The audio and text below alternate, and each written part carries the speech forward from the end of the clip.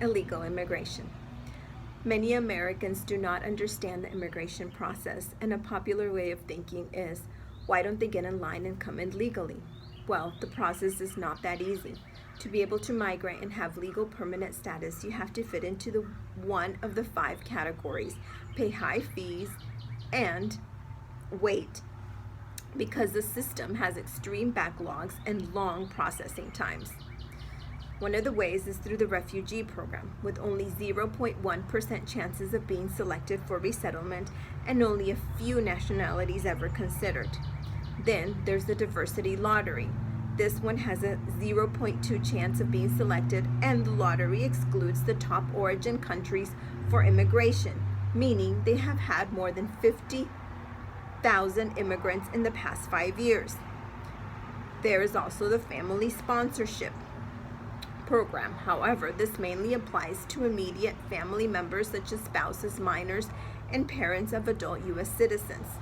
For all other family members, the number is capped, and some countries like Mexico, China, India, and Philippines have a 20-year wait time.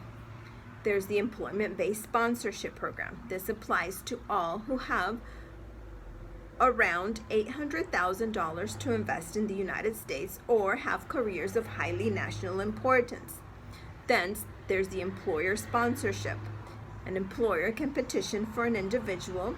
However, there are restrictions for the sponsorship, and the program excludes nearly all with a college degree. Current immigration laws do not match the current needs of the labor market or the aging society. People who wish to establish their lives here in the United States must wait many years and pay thousands of dollars before they are granted a green card. Many do not realize that these people crossing the border illegally come ready to work, and they are seeking to provide for their families and not become a burden to the country. Many essential industries currently rely on the hard work of these undocumented immigrants, such as in the area of construction, agriculture, landscaping, cleaning, and restaurants, to name a few. Why then is there not a reform that welcomes foreign workers and allows for temporary legal employment? The United States, however, has harsh immigration laws that criminalize immigrants, refugee, asylum seekers, and those searching for a better life for their family. Some of the current policy shifts in federal agencies changes that are hurting undocumented immigrants this times are the zero tolerance policy of 2018. This policy states that all immigrants crossing the border illegally face prosecution, and all immigrants under the age of 18 are separated and handed to the Department of Health and Human Services to be relocated in a refugee settlement or in shelters around the country. This includes infants and toddlers under the age of 5.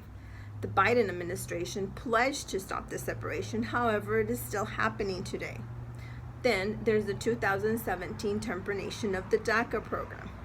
DACA, which stands for Deferred Action for Childhood Arrival, was implemented by the Obama administration in 2012 and was initiated to offer protection of deportation and offer work authorization. The average recipient of the DACA arrived at the age of 7 and has lived in the country for over 20 years. The termination of this program is impacting the well-being of the youth who have dreams to continue working and living in the country that they call home. Young people represent the large portion of the workforce, and statistically, 75% of the DACA recipients have reported to earn a bachelor's degree or higher. However, on the positive side, the year 2024 may offer some hope for many undocumented immigrants. On June 15, 2023, Representative Sylvia Garcia of Texas introduced the American Dream and Promise Act of 2023. This bill would provide DACA recipients, dreamers, temporary protection status holders, and individuals with deferred and forced departure protection from deportation and opportunity for permanent residency if they meet certain criteria. It is clear that the immigration process needs updating, and it may be hard to understand or empathize with this problem if you have never have been in the need to flee from war, flee from extreme poverty, or drug cartels that have taken over your city or neighborhood, or natural disasters that have devastated your home.